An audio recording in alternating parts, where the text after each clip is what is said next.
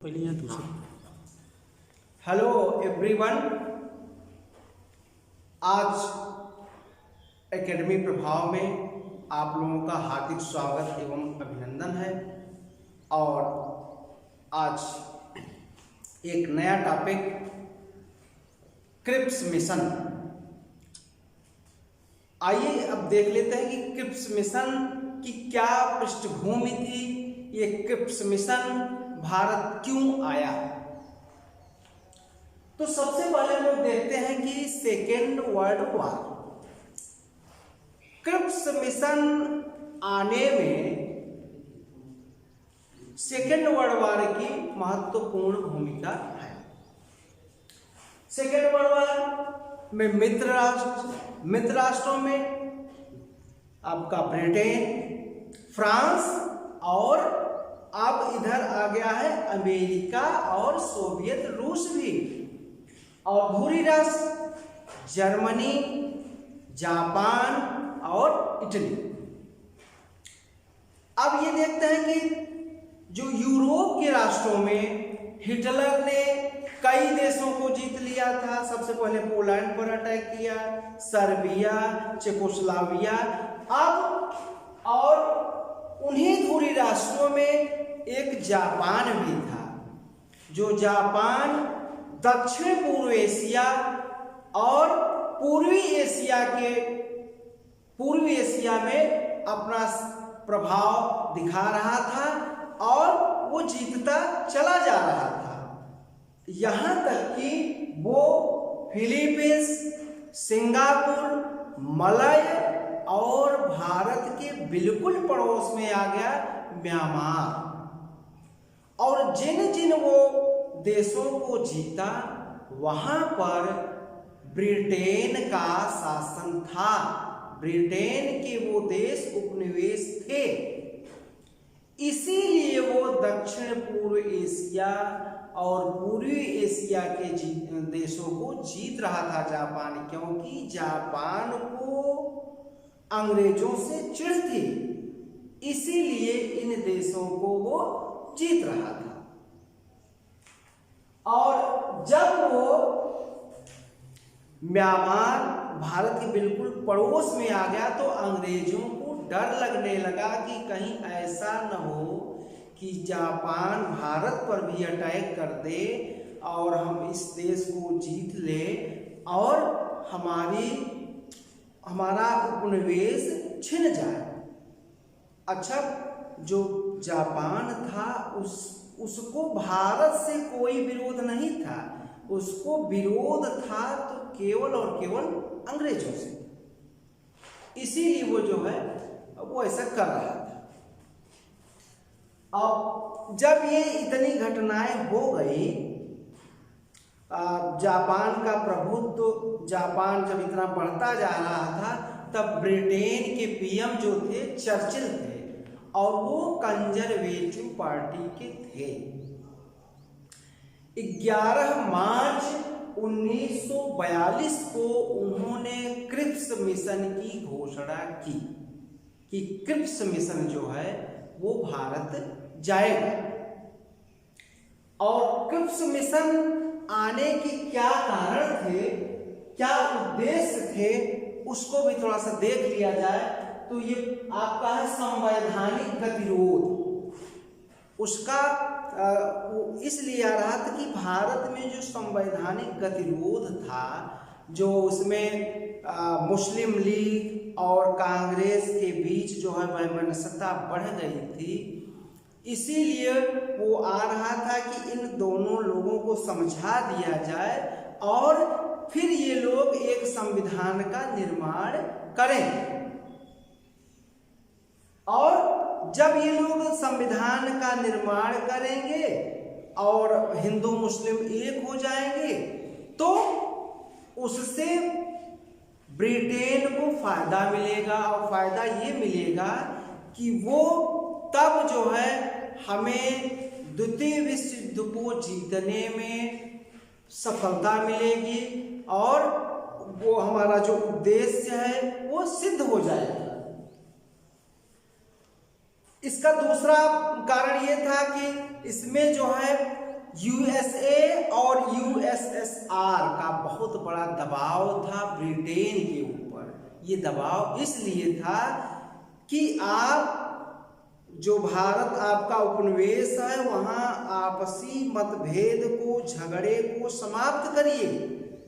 जब झगड़ा आपका समाप्त होगा तब द्वितीय विश्व युद्ध को हम जीत लेंगे, नहीं तो वहाँ अगर कोई गड़बड़ हो गया, वहाँ कोई उपद्रव हो गया, कोई क्रांतिकारी गतिविधियां बढ़ गई तो फिर हम द्वितीय विश्व युद्ध से हमारी हार होगी।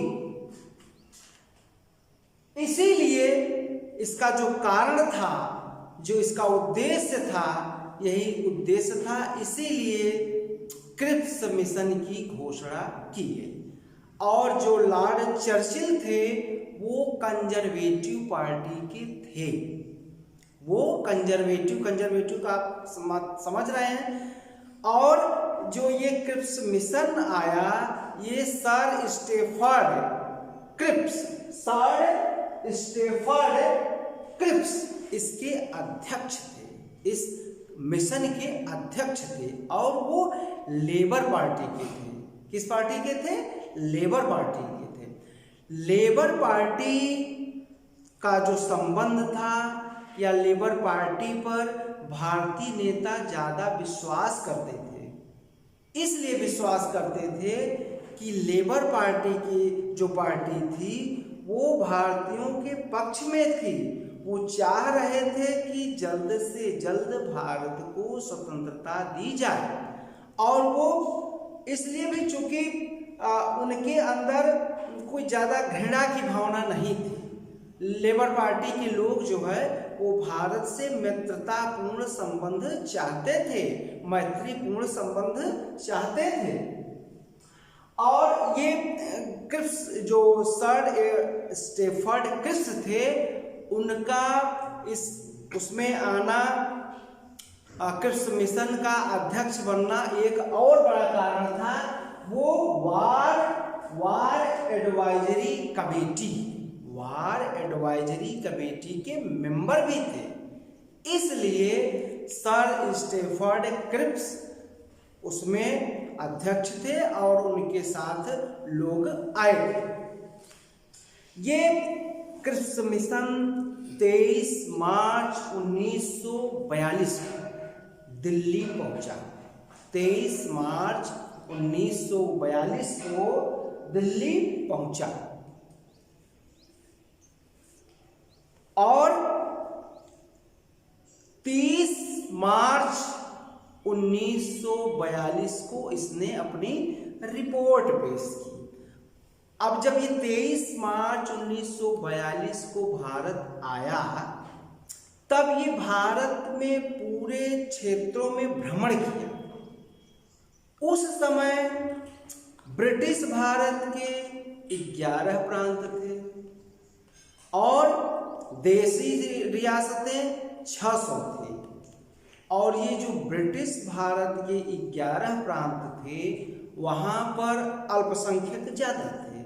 जैसे आपका बंगाल और पंजाब। अब जब मैं बंगाल की बात करूं तो आपका उसमें पूर्वी बंगाल, पश्चिमी बंगाल अर्थात बांग्लादेश भी उसमें उस समय था। और इधर जो है आपका पंजाब का मतलब कि वो पाकिस्तान का भी भाग, क्योंकि उस समय बंटवारा नहीं हुआ था। तो ये जब ये पूरे भारत का भ्रमण किया और तब इनको लगा ये क्या परिस्थितियां हैं। उस समय 1940 में जो है मोहम्मद अली जिन्ना, चूँकि उनको ये लग गया था, जब उनकी सरकार जो है 11 प्रांतों में किसी प्रांत में नहीं बन पाई थी, तब उनके अंदर आया कि हमारी राजनीति समाप्त हो रही है। तब उनके बस वही भावना आई कि जो ये 2 संप्रदाय भारत में है, अब ये 2 संप्रदाय नहीं 2 राष्ट्र होना चाहिए। ये बात क्रिप्स मिशन जब आया था, वो घूमा तो उसको लगा कि ये बहुत अच्छा हमें मुद्दा मिल गया है, इसी मुद्दे पर हम भारत के नेताओं को घुमाते रहेंगे। टाइम पास करते रहेंगे और तब तक में जो है हम अपना द्वितीय विश्व युद्ध जीत भी लेंगे। अब जब ये 30 मार्च 1942 को इन्होंने अपनी रिपोर्ट प्रस्तुत की, उस रिपोर्ट के 4 पॉइंट मुख्य थे। पहला पॉइंट देखते हैं, वो है कि भारतीय संघ। अब पहली बार क्रिप्स मिशन ने कहा कि भारत में अखिल भारतीय संघ बनाया जाएगा, और अखिल भारतीय संघ जो है वो ब्रिटिश भारत के 11 प्रांत और 600 रियासतों को मिलाकर बनाया जाएगा। और दूसरा पॉइंट इन्होंने दिया कि डोमेनियन, पहला जो था वो डोमेनियन स्टेट, चाहे पहला कर लें चाहे दूसरा कर लें, बात वही। और डोमेनियन स्टेट इन्होंने कहा कि डोमेनियन स्टेट दिया जाएगा, जबकि डोमेनियन स्टेट की बात 1928 में ही आ चुकी थी। मैंने कहा ना कि ये केवल घुमा रहे थे, टाइम पास कर रहे थे।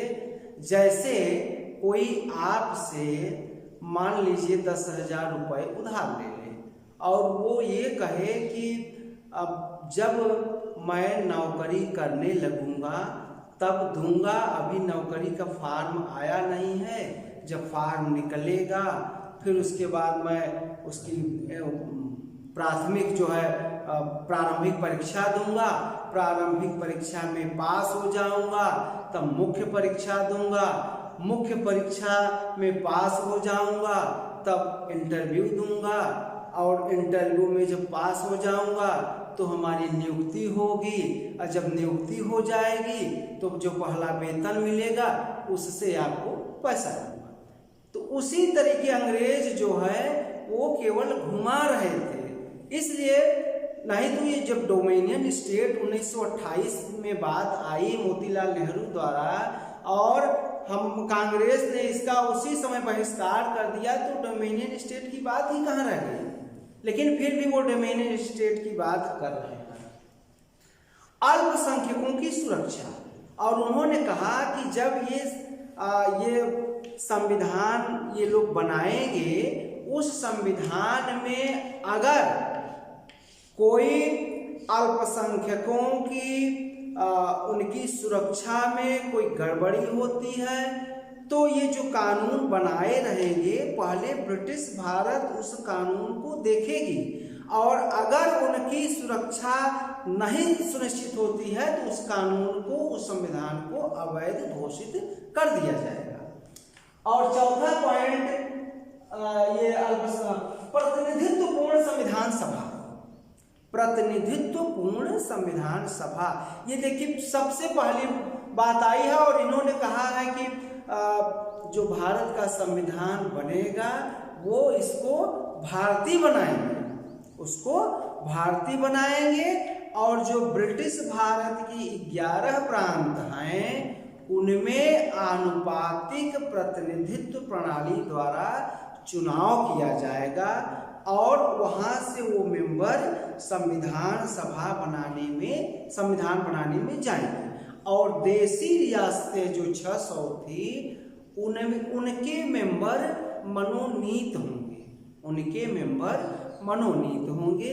ये पहली बात क्रिप्स मिशन के द्वारा आई है कि ब्रिटिश भारत के जो मेंबर संविधान सभा में जाएंगे उनका आनुपातिक प्रतिनिधित्व प्रणाली द्वारा चुनाव होगा, और 600 रियासतों से जो मेंबर जाएंगे वो मनोनीत होंगे। जब ये सारी बातें हो गई, क्रिप्स मिशन का जो रिपोर्ट आ गया, तब क्रिप्स मिशन को इसकी रिपोर्ट को देख करके गांधी जी, सरदार पटेल, राजेंद्र प्रसाद, जवाहरलाल नेहरू सब ने इसका बायकॉट कर दिया, बहिष्कार कर दिया, विरोध किया। और गांधी जी ने तो इसको पोस्ट डेटेड चेक भी कहा, पोस्ट डेटेड चेक भी कहा कि ये आउट ऑफ है, इसका टाइम ओवर हो गया है, तो ऐसा चेक लेकर हम क्या करेंगे, ऐसा क्रिप्स मिशन लेकर हम क्या करेंगे। और पंडित नेहरू जो कि विदेशों से काफी उस समय घूमते भी थे, उन्होंने कहा कि यह एक ऐसा चेक है जब ये हमें प्राप्त हो रहा है उसके पहले जो है उसका बैंक ही दिवालिया हो जाएगा, वो बैंक ही समाप्त हो जाएगा। उन्हें ये लग गया था कि बहुत जल्द ही कंजर्वेटिव पार्टी वहाँ चुनाव हार जाएगी, इसीलिए उन्होंने कहा कि यह ऐसा चेक है जिसका बैंक ही दिवालिया हो जाएगा, समाप्त हो जाएगा। अब 1942 में वर्धा में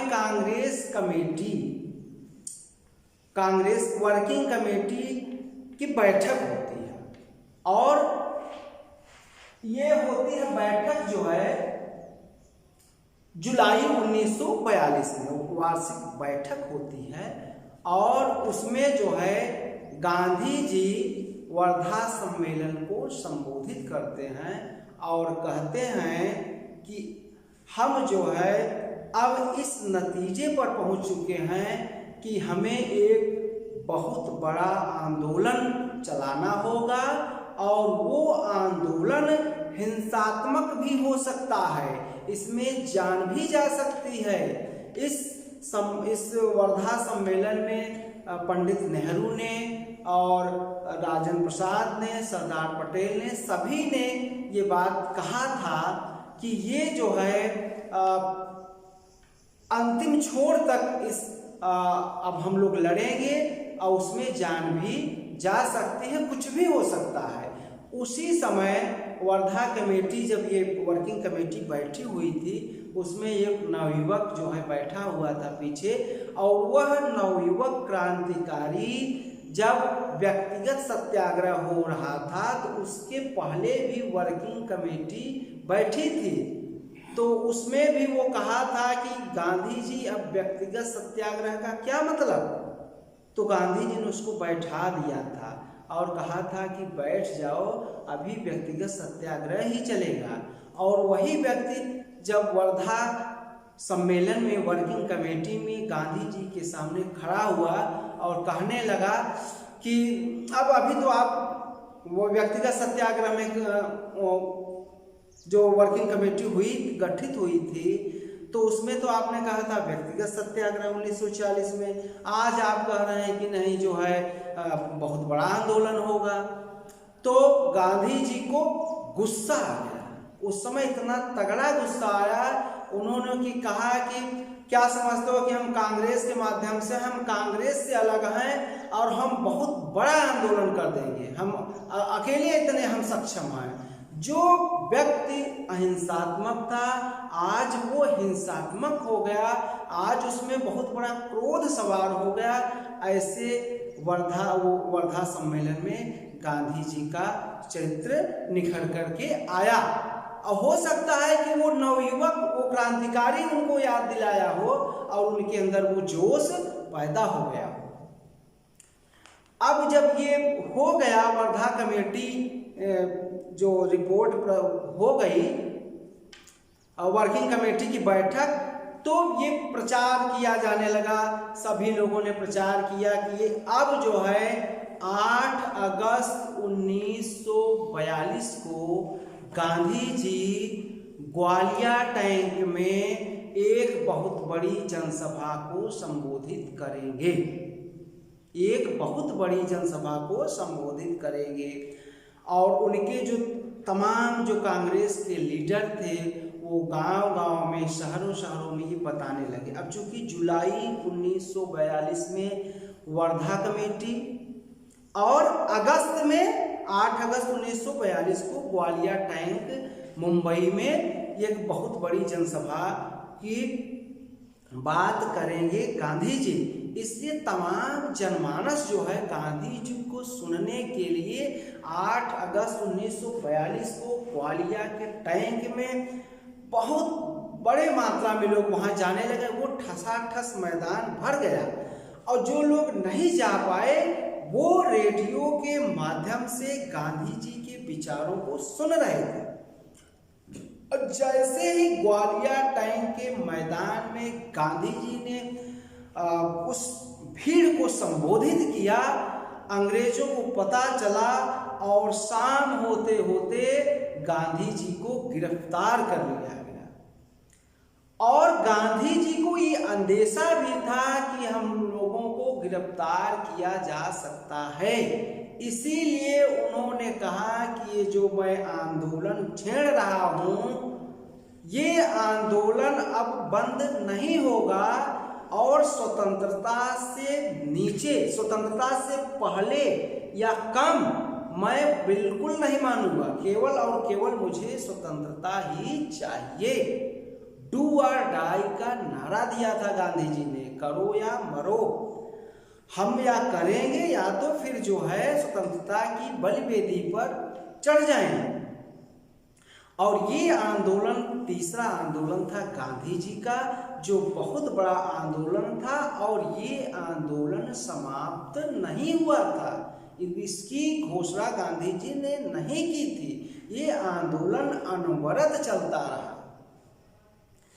जब ये गांधी जी ने कह दिया और जो है गांधी जी गिरफ्तार कर लिए गए, गांधी जी के साथ सरोजनी नायडू भी उनके साथ थे और उन लोगों को गिरफ्तार कर लिया गया और मुंबई के आगा खां पैलेस में इनको नजरबंद कर दिया गया।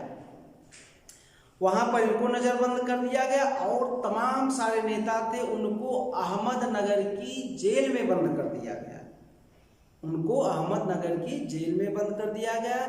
और डॉक्टर राजेंद्र प्रसाद को पटना की जेल में बंद कर दिया, वो पटना में थे तो उनको वहां पकड़ के बंद कर दिए।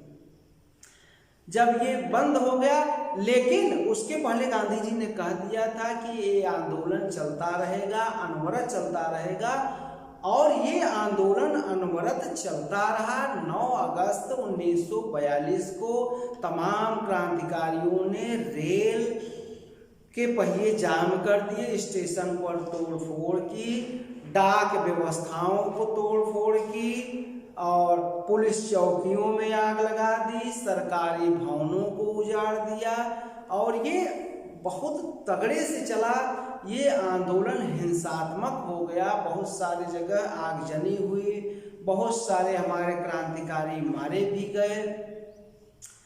अब यहाँ एक प्रश्न उठता है, देखिए क्वेश्चन भी आता है तमाम परीक्षाओं में, सब में आता है कि क्या यह आंदोलन जो है 1942 का आंदोलन नेतृत्व विहीन था?